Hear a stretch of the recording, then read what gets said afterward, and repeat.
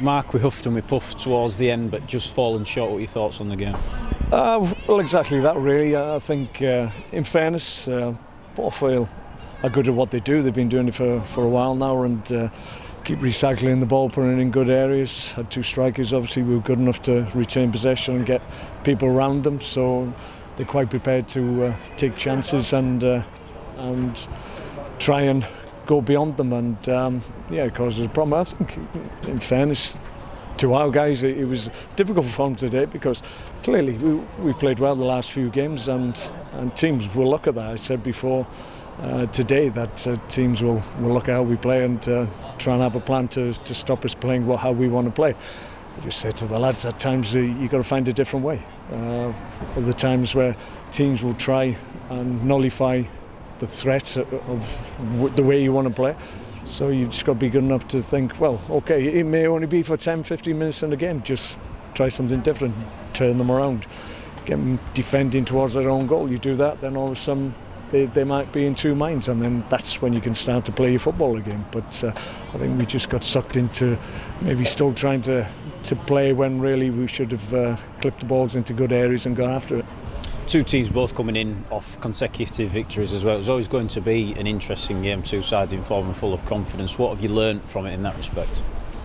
Well, yeah, I think it was a difficult game. Listen, they're flying at the moment, just come off the back, scoring a lot of goals, and you can see what they do. They recycle things and put balls into the box, and we're disappointed with obviously the goal they scored after a foul on Yang. Clearly a foul, pulling his shirt, and the referee saw that clearly. Why he hasn't given that, I don't know. But I thought we finished better. Obviously, welcome back Charles back to the squad. I thought he was excellent when he came on. Same with Jamie Walker came on and affected the game just by showing a little bit more personality on the ball, and I think that's at times we lacked a little bit of that in terms of our guys getting on the ball, resisting challenges, and then playing.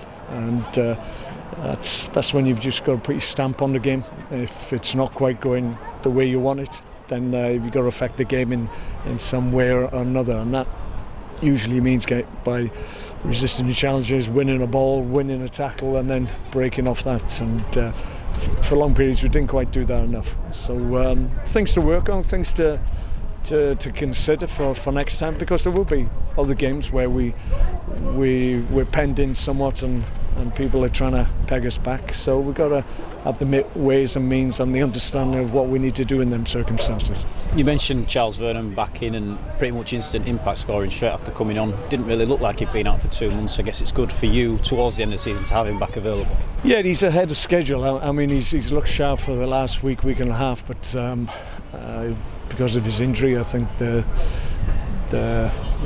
prognosis of it was going to be at least 12 weeks or so. I think he's been 6, so he's come back really strong and quickly.